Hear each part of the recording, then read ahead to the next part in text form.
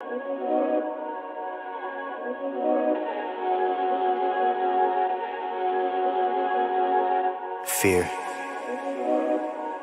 is the enemy. Bag City Music Box. Whatever it is that you're going for, man, go hard. Hold on, never give up. You gotta have that mentality, man. I put in the work, I spent a lot of time on the waiting list. Never complained, I ain't never said shit. Shoot my shot, no fear if I miss. Imagine you chasing a dream that you love, only to find out it wasn't enough. You fall on your face, but you get right back up. And you fall back again, but you get right back up, yeah. That's the way that it's always been. Don't nobody care about the grind but you. Nobody putting in the time but you. Make up your mind who you wanna be. I know who I am, I know what I want. Live by 2 words, mama mentality. And that's word to my mom, word to my pops, word to my little bro. They said make your mistakes, but don't make excuses on why you can't live and learn.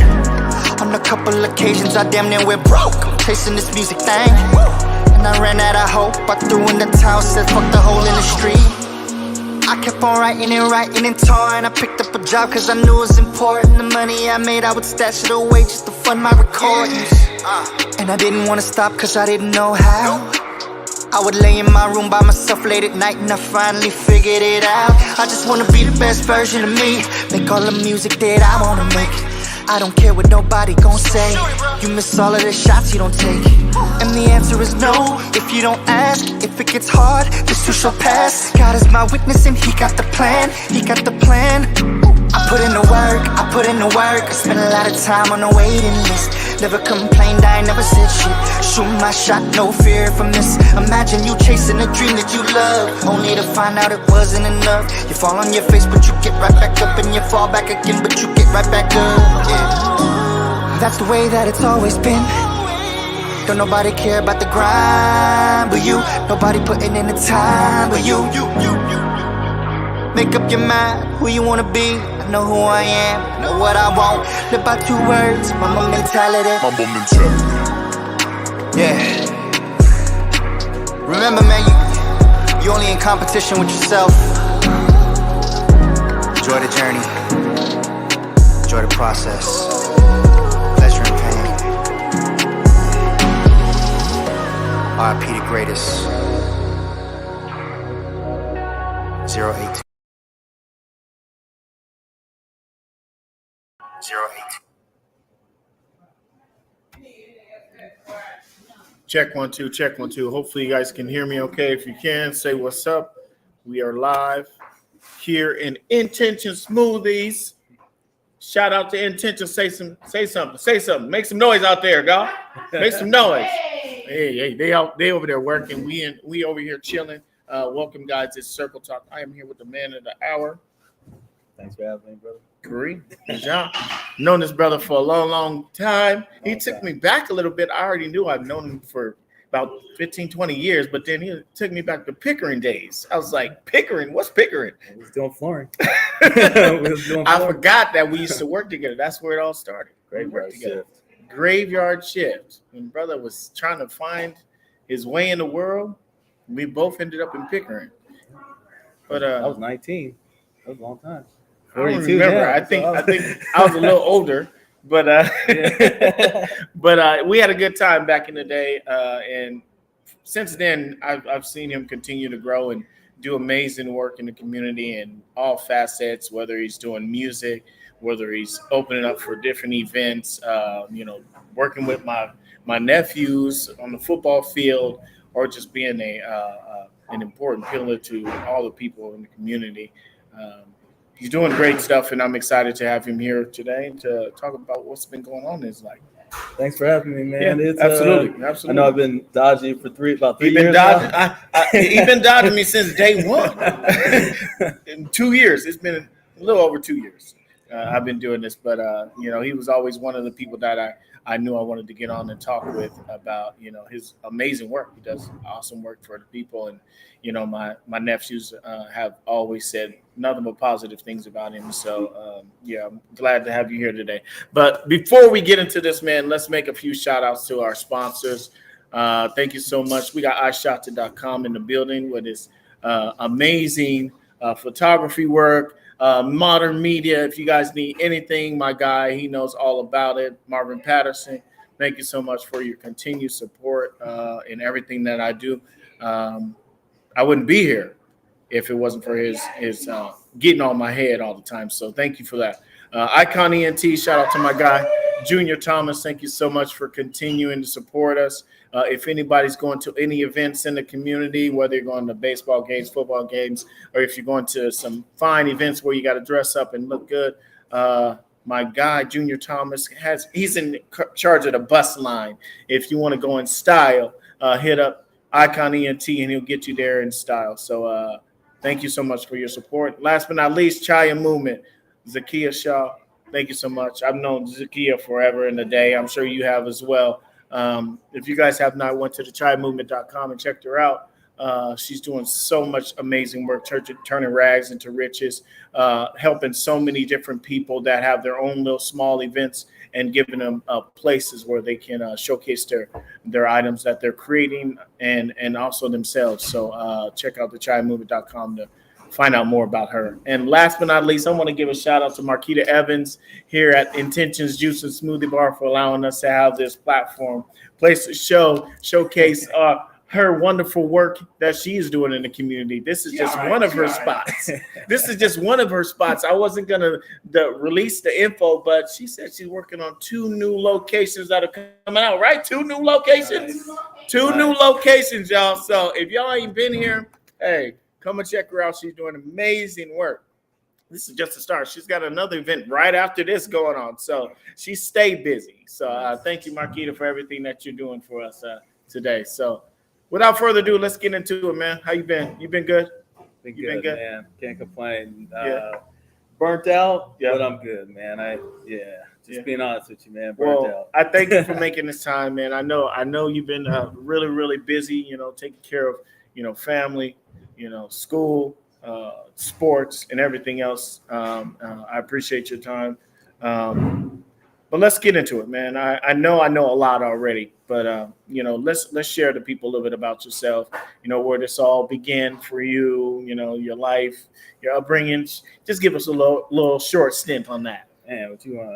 You want my DJing life, my coaching life, personal life? Let's start from the very get. Where it all began. This might be a Netflix 3-season special, bro. You ready for it? I know it all. I know it all. But y'all need to hear a little taste. Give it a little taste. Born and raised here in Tacoma. When it was 206. Everybody's 253, 206. It was 206 back in the heyday. It was us in Seattle. Born here in Tacoma, Tacoma General. Lived in Shawshan area. So born on the hilltop, east side raised me. Yeah, hilltop made me. I'm just gonna keep it 100 with you. Parents, both from Trinidad, so both sides of family from Trinidad moved up here, give us that better life and everything. Mom and dad, amazing people. Just like people say, like myself, I get a lot from them. I mean, they love hard and treat everybody like family. They're both Muslim, so grew up with that Muslim upbringing and stuff like that. They was tough on the religion, especially moms. Dad moved us out of Tacoma area, give us a better life, took us out to Graham area. So out in Graham, it was nothing but trees and stuff out there. You go out there now, it's a whole city, but he moved us out there for the better life and everything. But, so, some of it was good, some of it was bad, but I feel like a lot of that made me who I am now. I'm a real emotional person, so if I get that's okay. The feels you guys know, okay, that's just who I am. I'm a hard guy, but a very emotional person because I carry a lot on my heart, on my shoulders. just because I want to see everybody do good. Yeah, you know, absolutely. The moving out there, getting a better life. I go from Pops taking us away from that street life and stuff like that, and the Bloods and Crips, because I'm friends with both sides. Absolutely. But then we move out to Graham, and now it's me, my sister, and my little brother, and just a couple other minorities. Two other families. One's one family, one other African American family, but we're now I'm hearing the N word and this and that, So now I'm getting the racial part of life, and don't think Pops and them really understood that, because even though giving us a better life, Pops having both parents in life, my dad worked hard. My grandparents worked hard. My dad, he worked for the Mariners for 36 years. Wow. Never missed a home game.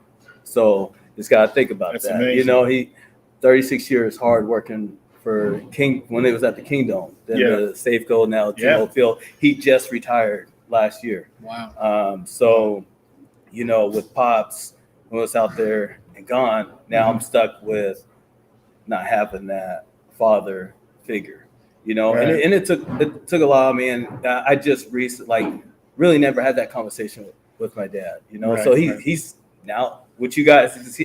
I'm telling you guys, Pops is now here,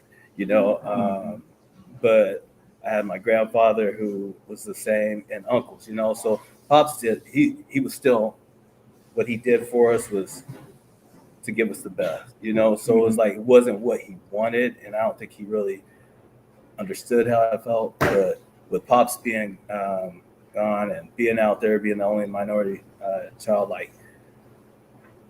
had a lot of anger built up, and a lot of people, even family, just was like, oh man, man, you're always so mad, you're always so angry. I'm cussing. I'm the worst person with bad language to say that. I try to cuss and everything, but it's the worst. It sounds terrible, But in 5th grade out there, I couldn't read or write. Right. And parents didn't know that. So all they hear is I'm getting kicked out of class, and this and that. But I'm getting kicked out of class because when it's time for reading, I don't want to be embarrassed. I'm being talked about because, one, I'm already the only black kid in the class. Me and one other, I got scars on my face. My parents is Muslim, so my mom's always covered up. Yeah. So they're always talking about my mom. They're always talking about me. So when it's time to read and stuff, I'm like, I'm doing whatever I can to get kicked out of class. Right. And not because I'm that bad kid, it's because I'm constantly getting picked on. That I'm out there playing sports and I'm one of the smaller guys. So instead of getting the love and respect, I'm getting picked on. My dad, not missing a Mariners game in 36 years. My dad's never seen me play a sport. You never knew? He's never seen me play a sport. And I've been playing since 1st grade. Wow. My mom finally came out to one game, one of my baseball games. And the same kid that talks about me and everything, and will talk about my mom for being Muslim and being covered up and stuff like that, his dad is the baseball coach. So my in a baseball game, kid says something about my mom. Kid starts talking about me because I struck out. I go in the dugout. Me and him have some words. His dad, being his dad, not coach, being his dad, defends him. So now I'm cussing out the coach because I'm mad. I'm already embarrassed because he's already. That's all my mom sees. Yeah. That's the last game my mom ever came to watch. Wow. And that was in 4th grade. And then until my senior year in high school, she made it to senior night along with my aunt and uncle. So on the weekends, when my 6th grade, my parents get divorced and everything. Yeah. Mom moves out back to Tacoma. She's on Hilltop area. Takes my little sister. My older sister's in the streets hard with the east side. She's Beirut, but so now it's just me and my little brother, but I've always been working. Like my grandpa had a steel drum band, Caribbean Superstars, did all the festivals, with Ethnic Fest, Taste of Tacoma, Bye to Seattle, all that stuff. So we go. I would sell tapes and CDs for him, and I was hustling, because that's all I knew was work, So we're out there selling tapes, CDs, and Dad's at work, and I feel bad because now that I get older, and I look back on stuff like me and my younger brother, we don't have the relationship that I think brothers should have. And now I look back on it, I blame myself because, you know, I was leaving to get away from the Puyallup area and all the anger stuff I had built there. And I was coming back to Tacoma, hanging out with friends and working, you know.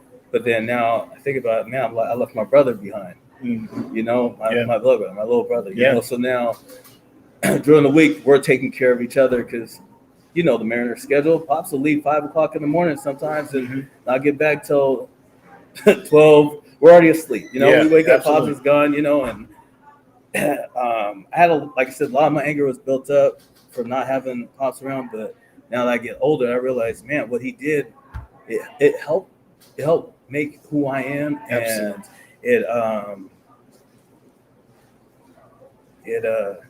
sorry, I told you I'm close person. Take your time. Take your time. I love my dad. I love my mom. When my grandfather was that one that had a lot of confidence in me, always told me how great I was going to be, how great I was, taught me a lot of stuff, got me my first bank account, all that stuff. Sorry.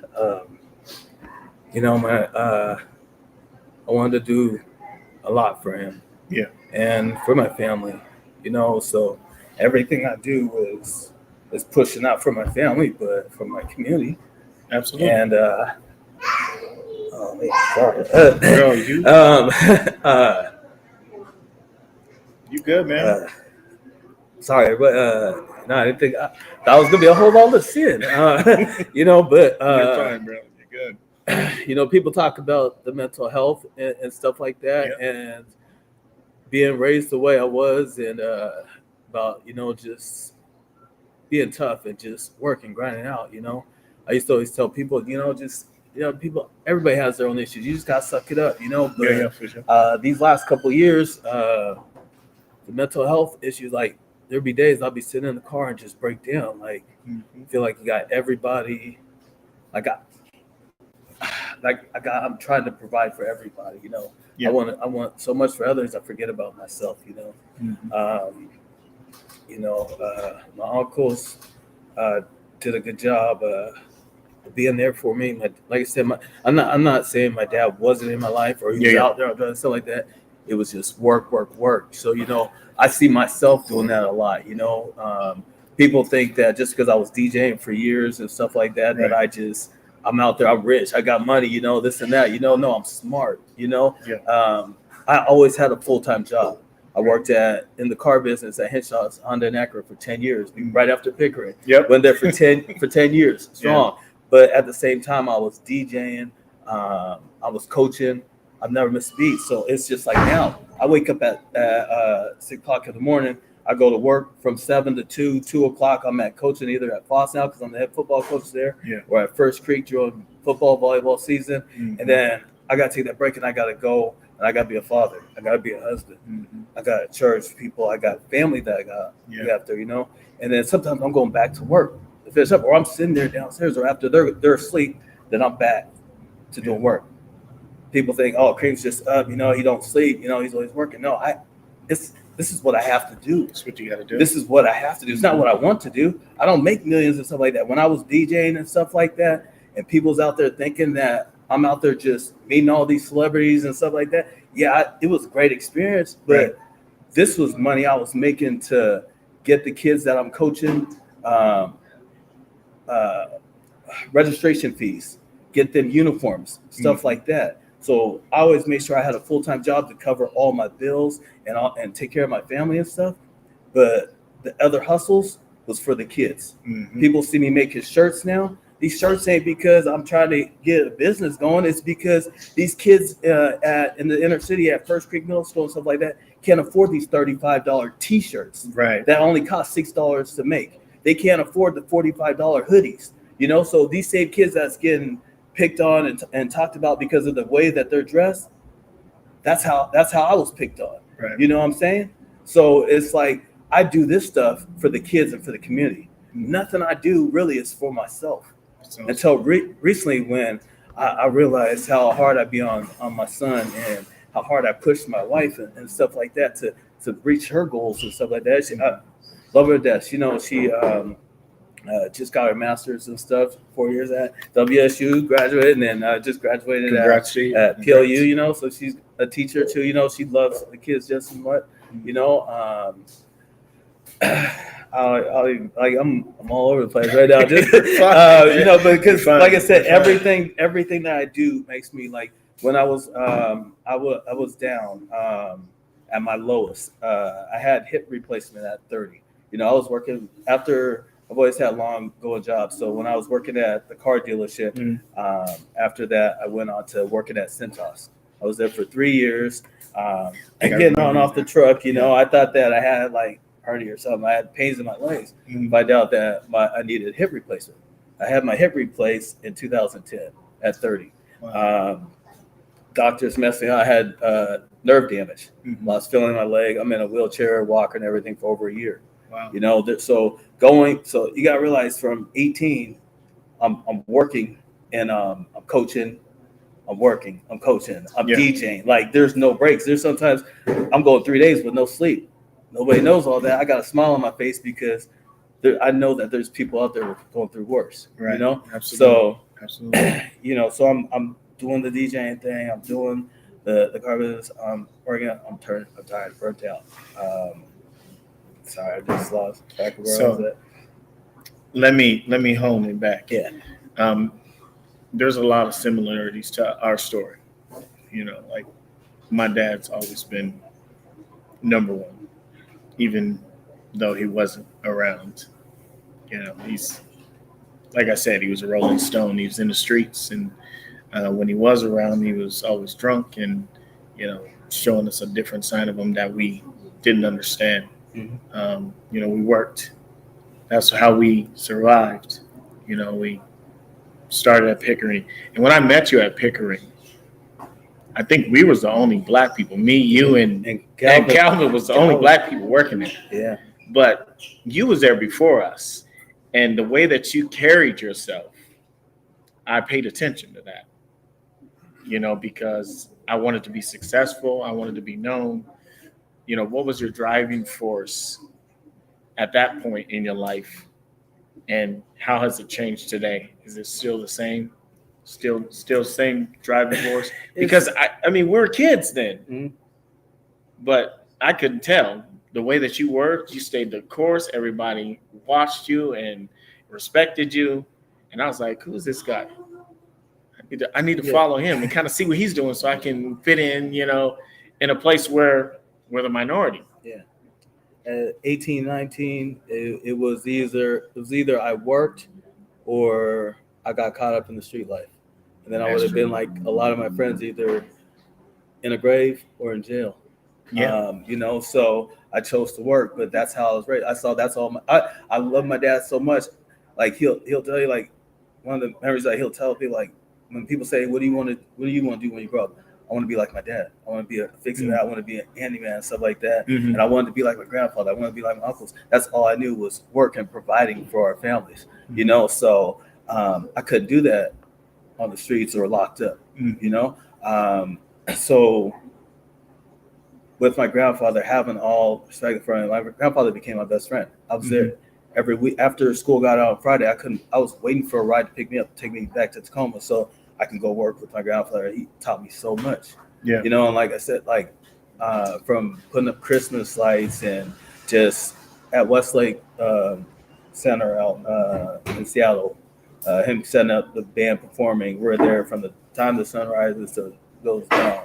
You know, we're performing. I just see the smile on people's faces and stuff like that. So it got the DJ came to me. I was like, I can't. I didn't have no rhythm. Everybody knows what I say. I don't have no rhythm. You know, wife talks about it all the time. You know, so it's like, all right, well, I can't do this. So I gotta let me DJ. You know, you know. So working at the car dealership and stuff like that. I said the DJ Mike Hankins was working over at the East Side Boys and Girls Club back then when it was in South. Yeah. Like Hankins is big bro to me, man. Like he's always looking after me. Like he was like, "No, man, you could do it." I had 2 Discmans. You know, 2 Discmans and a little mixer. That's what I'm DJing with. I can't scratch or anything with it, but I'm pretending. I got 2 CD Discmans. Kids don't know what that is. But I had 2 Discmans, you know, and I'm spinning with that. And that's what I'm doing parties at Eastside Neighborhood Center, stuff like that. Yeah. That's what I'm doing over at People Center at Al Davies. And then I get guys like my guy Bobo, love him to death. Kerry Williams, Dries,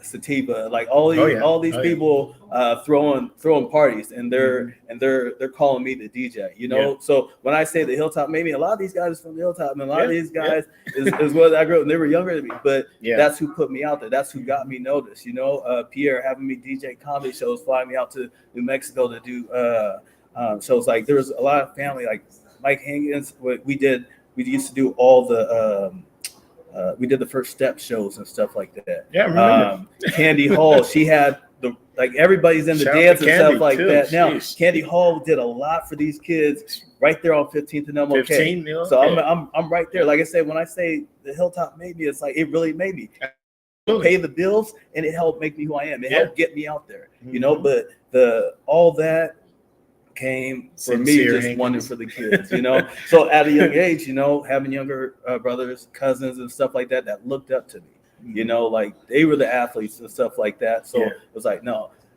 they knew I was knucklehead. They knew I'm not gonna say I wasn't out there in the streets with the with the bad ones, you know. I was out there. We had our moments. You know, I feel like a lot of my past helps me relate to these young kids.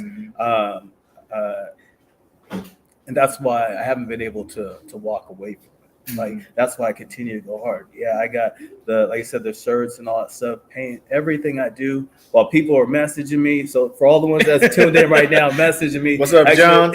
Asking, hey, how come you ain't got back to me on making my shirt or this and that? Look, I got a real job. I got a real 6 to 2, and sometimes it don't stop, you know. I was doing the shirts and stuff. I don't mind doing stuff for people, but like I said, when I started, it was for these kids, you know, for the ones that can't afford it. Absolutely. Just like the DJ, like I'd be out there coaching at Al Davies, Coach Sean and Coach McCray and all those guys. They were Waddell. Those were the ones that gave me the first opportunity to coach at Al Davies. I was the head coach there. Kerry came over, big bro Diago, Jason. They call him Nate, you know. So these guys, these are guys that I call big brothers. You know, I had that was there with me from day one, and it's coaches that none of us got the opportunity when we were growing up. You had teachers as coaches, right? You know, we didn't have. They were getting a paycheck. They were just there getting a paycheck. You didn't really have coaches that really cared for these kids, you know. So the coaching and stuff that I do now, everybody on my coaching staff for the last 15 years are all coaches that can relate to the kids. You know, what separates me, like, so I'll go back when I had my hip replaced. Okay, and my job, Cintas kept me around for a year, and then they was like, we can't keep it nowhere. So they gave me short, long-term disability and stuff like that. Doctor said, you know, probably won't be able to walk without the walker and stuff like that. So bills started to pile up, you know. So now I'm out there with the wheelchair. I'm still DJing because of the same cats that got me started, you know. But people's not realizing being a DJ and stuff like that, you don't get medical, you don't get dental. You don't get all that stuff, you know.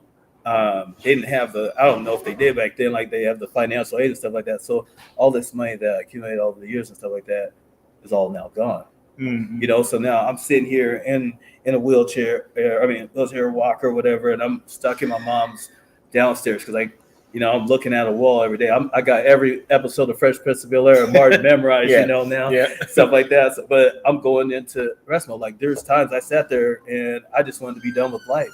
I wanted to be like off myself. Like that's how seriously went. And I don't know if you see a lot of the Brian McElroy, who I'd say is like a nephew, little brother that go watches UFC fights and everything. He was only in high school at Bellarmine, and when I say I'll do anything for that young man, he helped bring me back to reality. Like he took me out. He drove my Raider-mobile, you know, the white top Raiders. He picked me up and loaded up the walker and everything, and went there, got me out the house, and took me back to we went to hunt to watch the Hornets practice. And I'm out there and I'm seeing all the kids, a lot of kids getting yelled at, hit the backstop, do up downs, you know, and there was no coaching going on. Right. You know, Coach Gaines, Von Gaines, and Big Bro Terrence Trent. You know, they asked me to come out and coach with the second run the offense. And Monty Trent, those is like big brothers too, man. Yeah. So I went back, started coaching with them, and the kids brought me back, took me out of that dark place that I was at. Yeah. And a lot of my family and stuff didn't know a lot of this stuff because now 2010, my grandpa had already passed, you know, so it's like I feel being the first grandson and stuff like that, I got a lot of responsibility on my hand. Like I gotta look after everybody, you know. So that was my drive to keep on working and stuff like that. Was feeling like that was my responsibility. So you said something. I don't mean to interrupt you, but you said something about wanting to be like your dad. But you also said something about how he was never there and you wished that he was there more often for you. Yeah. So where I get at, so my dad, I love the heart that my dad has. I love the drive that my dad has. Like my dad will put everybody before himself. You know, he'll constantly work to provide for his family. Yeah, for sure. And so, and that's what he did. You know, so that's why, like, now that I'm older, I can see that. Yeah. You know, and I respect that. Right. You know, but at the same time, when I'm at games and everybody's parents is coming down at the end of games and they're leaving with their parents and stuff like that, and I got to find out which parent I'm riding home with, and you know, there was stuff like me and my dad never played catch. You know, I've been coaching for 27 years. Yeah. There's some teams, like you'll see on my post, that I had 5 teams at one time. And again, you got to realize I'm working, I'm DJing, and I'm coaching 5 teams at one. And I'm not getting paid for none of this. The coaching was free. This is all volunteer work. I just started getting paid for coaching, and those checks ain't nothing. I'm just keeping 100 with you guys. Like, I don't get paid to coach. I pay to coach. Right. I pay to coach because I'll make sure my family's taken care of, but now I got to make sure these kids are taken care of. Yeah. All right. Sure. So when I'm saying I wanted to be like my dad, I see everything that my dad did, and he was a great man for that. So I do that, you know. Then I also got my uncle Yubi, who I work for, who has he raised 2 amazing young men. They both work for his electrical company and stuff like that I would stay with when I went for the weekend. I actually moved when I moved from from Puyallup area my junior and senior year. I lived with them so I can go to Wilson. Yeah. So I graduated from Wilson, class of '98. I don't know about the Silas stuff, but Wilson. I was at Wilson. You know, so my uncle he coached. You know, Eastside, Harper's Angels and stuff like that. Yeah. So that's, so I wanted to be like him. I wanted to be like my dad. I wanted to be like my grandpa. All of them worked hard. Like my uncle he was the first minority or black-owned electrical company here in Washington, Tacoma. You know what I'm saying? He's from Tacoma. Yeah. He went to go to Lincoln. You know, he's from here. Yeah. And sure. He's done a lot for me too. So it's like I see everything that I've seen the men around me do, that's what I've taken in, and that's what I want to be like. So when I say like wanted to be like my dad, that's where the heart comes from. Gotcha. That's where the hard work and the drive comes from. So let's talk about something I had asked you before we got on the air about being raised when we were raised up versus the kids that are raised up now. What do you see that's a big difference between how we were raised versus today's children? Man, we had discipline, man. Yeah. The kids don't have no discipline. The kids nowadays, they have everything. Mm-hmm. They have stuff we wish we had. Right. From the social media stuff to getting their names out there for everything that they want to do. The clubs and stuff like that. They have plenty of resources that we didn't have.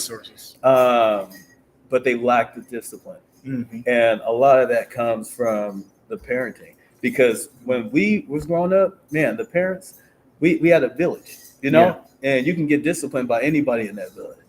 Nowadays, if you try to discipline somebody else's kid, they come in, they're flipping out.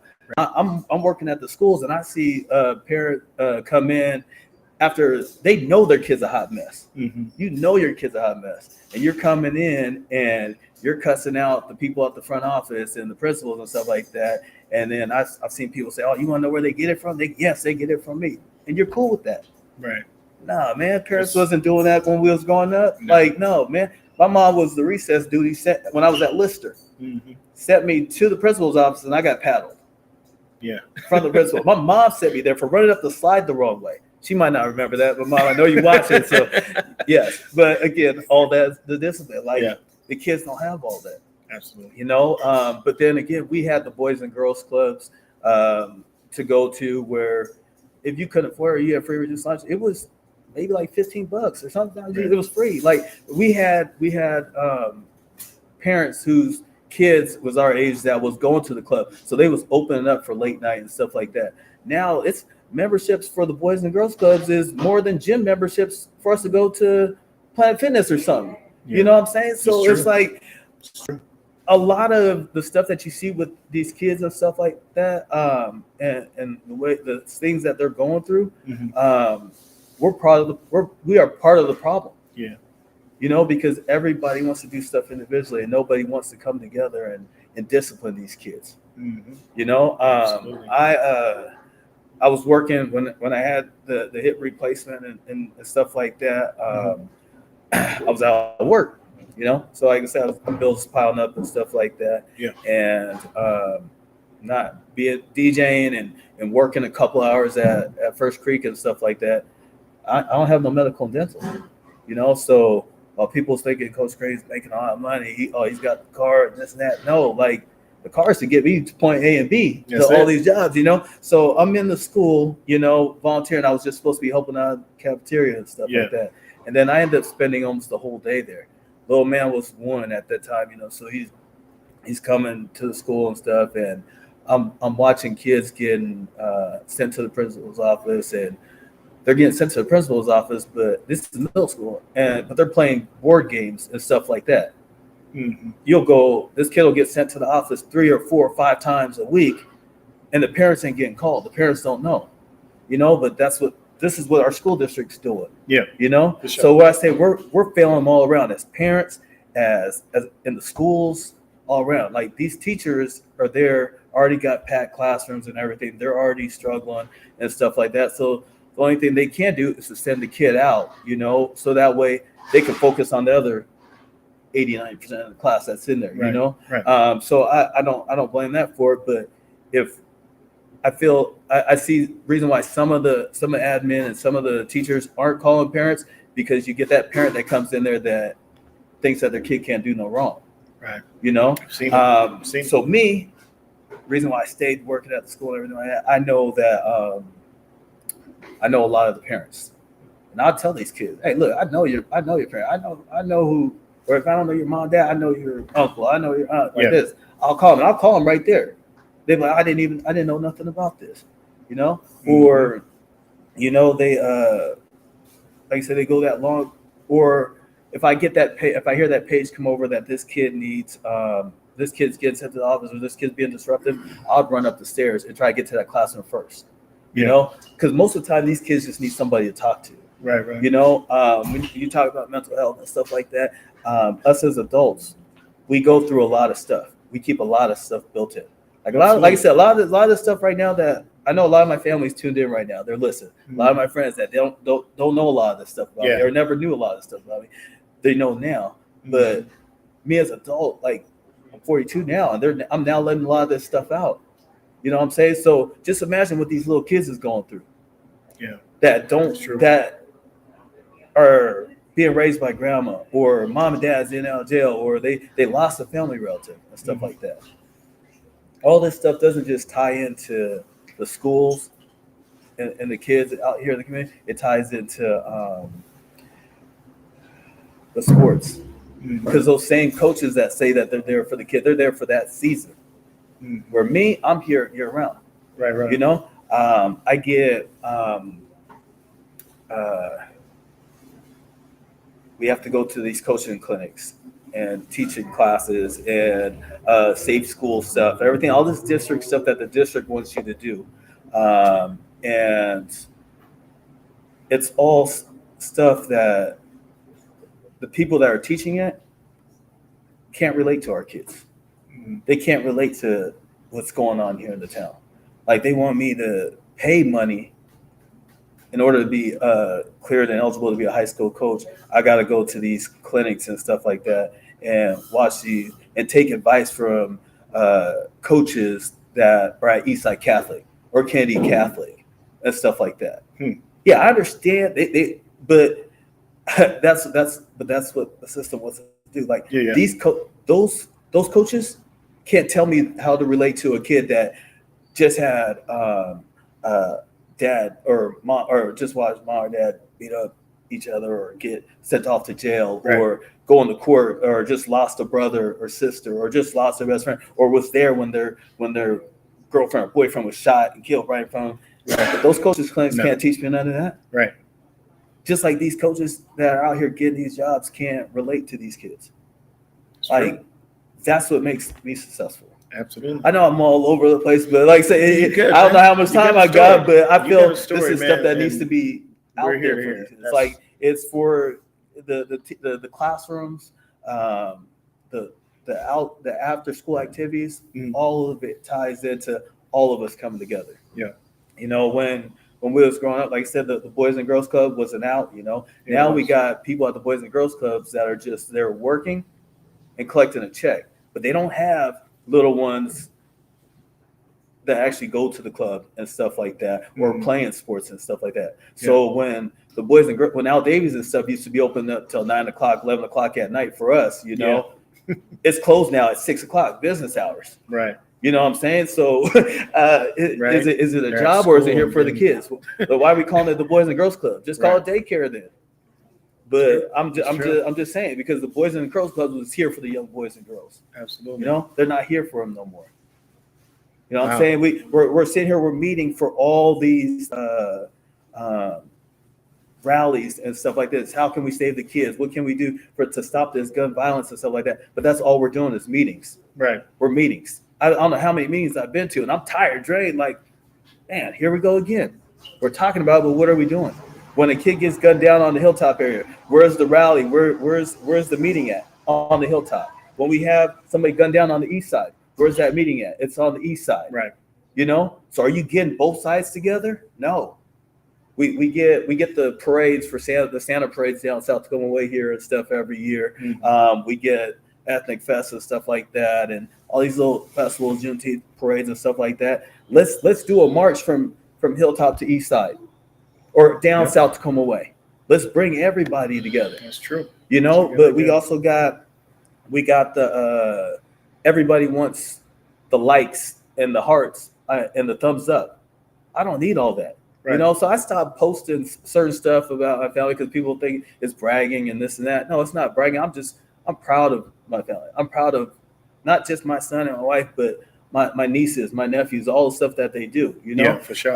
So now I just go to posting flyers because I'm here to support everybody. Absolutely. Just like when I was DJing and everything else, I'm here to support everybody. So like with the DJing, and when I'm out there, you know, and a lot of these guys will tell you, if they're real with it, a lot of their gigs I was doing for free. You know what I'm saying? Just because I just want it. They were bringing the kids, Carrie, K-Dub, Sativa, Bobo, the Crawfords. They was doing stuff at Robert and all those guys. They was doing stuff at Fern Hill, Keontae, all these guys were doing events. And you know what? if they didn't have a DJ to spin at these events, and at that time, the Boys and Girls Club of Sunshine, those guys had a lot of respect for me, so they would allow me to DJ events and stuff there, knowing that I was responsible enough and I wasn't going to allow anything bad to happen. So we didn't need the police officers and stuff like that, because I had my guys, my coaches and stuff that was there to help out, So we're doing these events and stuff like that. Yes, I would do it for free. Why am I doing it for free? Because I know where the kids was going to be. Yeah, I knew the kids had a place to go, at least till 11 o'clock. Because sometimes we was going till 1 o'clock in the morning. Yeah. Okay, they had popping collar for $1, so they was paying $1 to come party till 1 o'clock in the morning. Yeah, you know what I'm saying? So we had an eye on our kids. We don't have an eye on our kids no more. You can't get a hall for cheaper than $1,200 for 3 hours for the to throw event for the kids. We don't have open gyms no more. Nope. You don't have open gyms. Like the kids don't even have enough gym space to. I mean, they're not even offering the kids gyms to have basketball practices and stuff like that. Right. My son and his team, they were out there at Blackout's team was out there at Edison Elementary School in the covered area, in the rain and stuff in the cold. Well, I know all the elementary schools and middle school gyms are wide open. That's what they used to do. You know what I'm saying? All those stuff was open. We can go there and hoop. Yep. We had parents and we had staff that didn't mind sticking around. I'm telling the Boys and Girls Clubs and stuff like that, hey, I'll open up the gym on the weekends if I have to for a couple hours so the kids can play. You know what I'm saying? No response is back That's yet. interesting. You know what I'm saying? So we're failing our kids. Absolutely. You want to know why the gun violence and everything's happening is because we're failing. We're failing. Excellent. Well, let me ask you something. We've been at it for a little bit. You've been sharing your story, which I truly appreciate it, man. You made my job really easy. But what is it that you want people to know about you when you leave this earth? What do you want them to say? One, I gotta tell them to find God, man. My wife, my father-in-law, he's the pastor and stuff at our church. When I was growing up, when I start crying and stuff like that in fights, I was always in fights.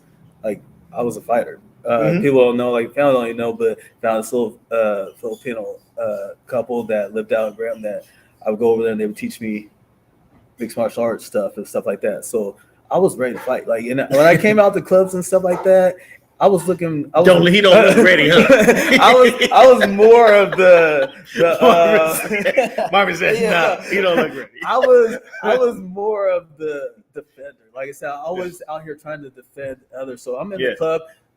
I'm looking at whoever's being picked on, whoever's getting singled out, and I'm like, okay, this is my time to take my anger out. Because I have a lot of anger built out. So when I'm fighting and everything like that, and I'm pounding on somebody, I'm crying. There's tears coming out. I'm crying. I'm mad. Now when you see me crying, I'm crying because I'm in a happy place.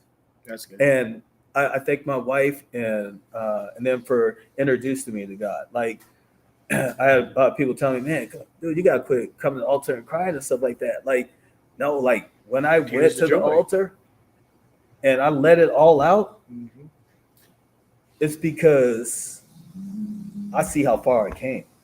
I didn't think I was going to make 16. Didn't think I was going to make 18. Didn't think I was going to make 21. I'm 42 now. Got an amazing wife, amazing son. And the community that says they love me. But, it's hard to tell. It's hard to tell because, like I said, they don't know, like 2018. I'm leaving. I didn't tell. They all know now, but doctors were saying I had some type of cancer stuff in the throat. We had to do surgery and everything. I didn't tell none of the family. This is the same time I'm making that back-to-back championship, undefeated back-to-back championship run at First Creek, as a head coach, I'm putting all the kids in my family stuff first. I'm going to these doctor's appointments and stuff by myself. Wow. I'm not telling nobody. After we won the third championship, I told the kids. I told my wife when they told me that everything was cleared up and stuff like that. Some of my family still don't know this because I sat down and I talked to my aunt, my mom, and my sisters. So they know what happened. They knew that when I used to get bullied and stuff like that. So also with me growing up, this might well, so 7th grade, going into 7th grade, my sister, like I said, she was heavy in the streets, so she threw a wild little party. My dad's off at work. My mom's already separated, so she's not there. So it's just me and my little brother. Mm-hmm. Little brother goes into my friend's house, and wild party that my sister's throwing. 2 older ladies took advantage of me. That's my first time ever having sex, whatever, took advantage of me. And afterwards, I was beaten. A lot of the women and the men. So, like, when I say I can relate to these kids, and that's what makes me a better coach than a lot of these guys out here, I can relate to almost every situation I see a lot of these kids go through. I was undefeated track or football coach, basketball coach, volleyball coach, because I know everything there is to know about the sport, is because God helped guide me through. He's put all these situations that I've been through in my life, so that way I can relate to other kids.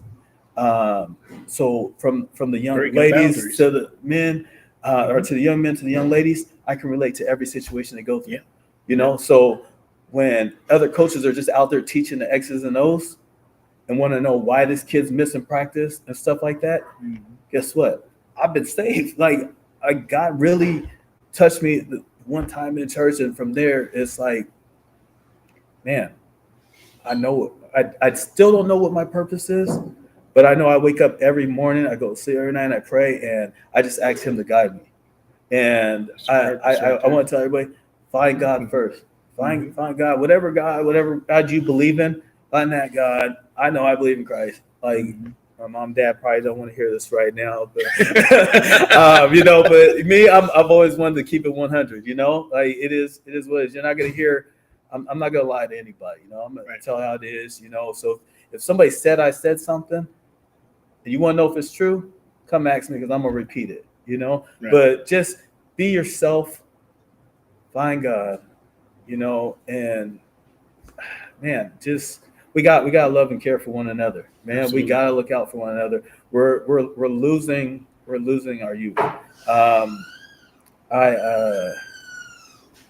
really, like I said, I feel God. Everything I've been through in my life has made me who I am. Back off, like my wife, she's experienced a lot. Like, I'm an open book,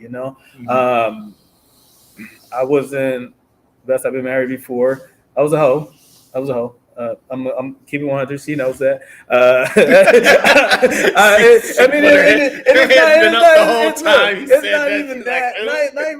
Not even like that. I'm not saying like that, because I've always, like, I know what I want out of life.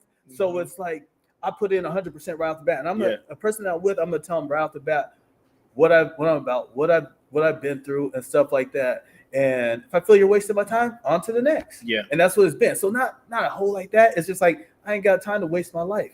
Like I said, I didn't think I was going to be here at 18 and at 21, So, right off the bat, I let her know who I was. All right, if people are saying that, oh man, Kareem was with that person. No, like, I'm always faithful, but if I feel like you're wasting my time, on to the next, And this woman, like I said, my wife, really made me, like, I'm in a great place right now. Her and my son really made me who I am. That's awesome. My son now, he's my only son. He's 11 now. He just found out that he was adopted. Like, that's probably a lot of people don't know. They look at us both and be like, "Oh man, he looks just like your wife," and this and that. Okay, my ex-wife, we got married. Or before we got married, her sister was incarcerated, and the system didn't want them to be parents. And me being the guy that I am with, I love family. My family is important. I want to see my family get there to grow. I wasn't going to let no family of mine go into foster care. So her sister was pregnant while incarcerated. So when she gave birth, she was only 16. So when she gave birth, we got him out from the hospital. Well, I was there when he was born, everything, and he changed my life. It really gave me that focus. All right, this is the drive. This is where I gotta go. So, me and his mom got divorced when he was 4, and I'm the custodial parent. So a lot of those guys out there that go through saying, "Oh, women saying that they're deadbeat dads and moms and stuff or deadbeat dads out there." There's deadbeat moms out there. I'm not saying my son's mom deadbeat, but we don't share the same views on a lot of stuff. So we butt heads, but we co-parent well because we know we want what's best for him. Yeah. Absolutely. He's loved by everybody. Mm-hmm. He's got so many uncles and aunts and guys that I grew up with, coaching with, that he knows his uncle. He knows who his biological parents is now, like I said. And I've never kept them out of the circle. Like, they've been in and out of jail and stuff like that. His biological mom now does. She has a little girl now. He has other brothers and sisters out there, and I invite them to everything. Even before he knew about them, they were invited to everything. My in-laws now, they knew that he was adopted and stuff like that, and they treat him like his own blood. You know what I'm saying? So, I only brought that up so to say, like, to really show you, like, I've been through almost everything that these kids are going through now. And nobody's really sitting down and asking these kids, "Hey, man, what's going on in your household?" And it's not the teacher's fault. They got so many kids and they have a job they got to do. So they can't sit there and ask every kid about their personal life and household life and stuff like that. I can't. Absolutely. Real quick, guys, before we close up shop, we got about 5 minutes left. If anybody out there wants to ask him a question while he's still here, go ahead and shoot us a question. But we got about 4 minutes left, and we'll do it again. Obviously, we had just started. I haven't even asked him a question yet. we just been talking, but it's been a great conversation. You're speaking your truth. If nothing else, your purpose. You're speaking your purpose to the people right now. Sorry for getting us off track. I told you it's going to be more episodes to come. So, hey, I'm telling you guys, if you like what you heard today, you better tune in, because there's going to be some comedy. There's going to be some real stuff. We still haven't even got to the sports. We're going to talk about we ain't really got into anything. Nothing, but, we started on Pickering, and then everything else came out. Yeah. But, that's the thing. I've known this guy for so long. There's so many layers to everything that we can talk about. We haven't even touched on much of anything. No. But that's what it's about. I figure as long as everybody knows who I am and where I came from, absolutely, it's going to make the rest just fall into place. And you're going to understand how, when I talk about this middle school sports, this youth sports, this high school sports, that I know what I'm talking about. Yeah. I'm not making nothing up. I got to ask you a question, and this is like way off topic. I didn't know about your son. How was that conversation with him? How did that, when you guys finally decided to have the conversation, how was that? Me and his mom sat. They were getting ready to leave town, actually, go on a vacation, and I felt like it was time. I told him, because he knew he was adopted, but then because we had told him, but didn't know who his biological parents was. Mm-hmm. And I just felt he's very smart, very, very smart. Mm-hmm. He went to the Elma Wright Academy. This old lady takes like 8 kids in a year. And he was first grade reading at 5th grade level, doing math at 3rd, 4th grade level and stuff like that. And then we take him out and take him to public school. And a couple years in, he's getting in a lot of trouble and stuff like that. And I know he just has a lot of questions. So then being smart, I figured I needed to tell him and stuff like that. And when I told him, it was easy. His question was like, well, who's my biological parents at first? He thought was it LeBron James? Is that just being a kid? He wanted to be somebody. Look, bro, there's nobody famous, so you're stuck with me. I'm as famous as gonna get, But he was just like, all right, what time does my flight leave? Like, I felt like the love that he has around him and all the love that my friends and family has showed, like, it was just like, oh, okay. And then, like I said, I never kept anything a secret. Never kept his biological parents out of the picture. Yeah, it's crazy.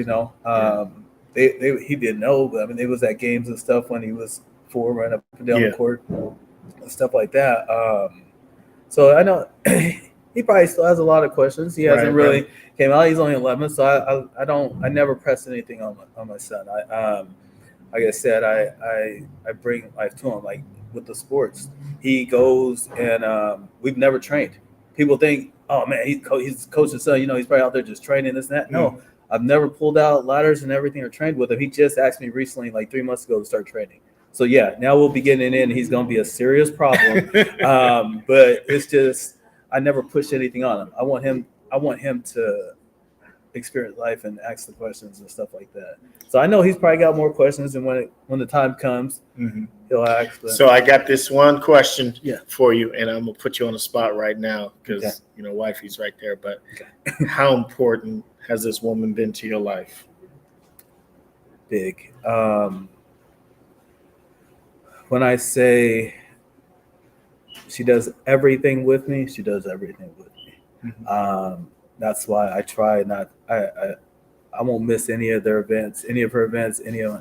Like she brings out the best of me. We actually bring out the best in her because neither one of us is perfect. We both have stories, and sometimes I feel like even during this last episode of school, she'll tell you I pushed her hard. With me not having the filter, I have to realize too, like some things you say can be hurtful.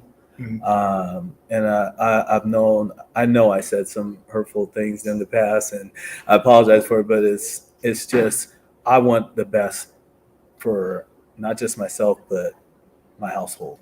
And if I feel like they're not pushing themselves hard enough or whatever, then I'm on them. And I just feel like there's days that I thought I wasn't going to be here. These last couple of years, she'll tell you she's up in the middle of the night. So that leg injury that I had, the nerve damage. So when people think I'm just up, just working, no, I can't sleep. There's days I can't sleep because the nerves are going crazy. I'm in a lot of pain, and she's got to help me in the shower. And it's got the hot water taking it. I can't feel it, but that's what's calming the pain down. With the throat issue that I had, like I'll be in a deep sleep and I'm choking, and I can't catch my breath and stuff like that. And so when I'm up and I can't sleep and I'm going through pain, she's up with me. She hasn't missed a game that I've been coaching, from football to volleyball. It doesn't matter. She's number one fan. She's everything. And I love it. Like she's here now. Like I said, she doesn't. Like when I say these two make me who I am, they make me who I am. I love them to death. Absolutely. Yeah. Absolutely. Well, man, I appreciate you for spending this hour with me. Yeah, no, thanks for having me. Yeah. Just sprinkling us with a little bit of your. I know the people want to hear the sports stuff. So you tell me when you want me back. I'm here. We're gonna get it. Make this happen. We're gonna get him back real soon. I promise you guys. We're gonna get into the sports because that was really when we first had this conversation about doing this. It was about the sports, and there's some things that he really wanted to share that are probably gonna offend some people, but the truth needs to be heard. Yeah. But I'm glad I got to hear what I got to hear today. Because I know a lot of it, but there's some things that I heard today that I didn't know, and just surprises me, and it makes me respect you even more as a man, as a father, as a husband, as a pillar in this community, and we need more people like you. Obviously, there's a lot of people out here that say they're for the people. But you, my friend, are for the people. You can see it. If you haven't been watching this, my guy is working extremely hard to take care of these kids in the community, using his own money, sometimes on borrowed terms, but he's making it happen. because he loves the people that he worked for, and even the people he doesn't work for. He loves the kids, and we need more people out there that are true and real and don't need the acknowledgement and all the bells and whistles and the likes and the loves and all of that. He told you himself, he doesn't care about all that. Hey, I had opportunities with the DJing and with the coaching to leave the state and go travel and make tons of money. Mm-hmm. But I feel this is where I need to be. I need to be home, and now that I have a family, I can't go nowhere. There's work to be done. Not by yourself. Yeah, there's work to be done here. You better not. Yeah, she ain't gonna let that happen. Well, guys, we're gonna get rolling. I appreciate all you guys for watching today. It's been a great conversation. We're gonna be back. I promise you, we're gonna get him back. He'll be back for I won't more. dodge. I won't duck and dodge you, bro. He won't dodge me for another year and a half. I promise you. But next week we're gonna be with local fave. A lot of people know him as King Lee's. Hey, we're gonna have King Lee's in the building next week, so watch out for that one. It's gonna be interesting. Lee's was doing the house parties with me and Bobo. When I first started DJing, we started Bobo's downstairs and in his garage, and Bobo used to pay me, or his mom used to pay me in Kool-Aid.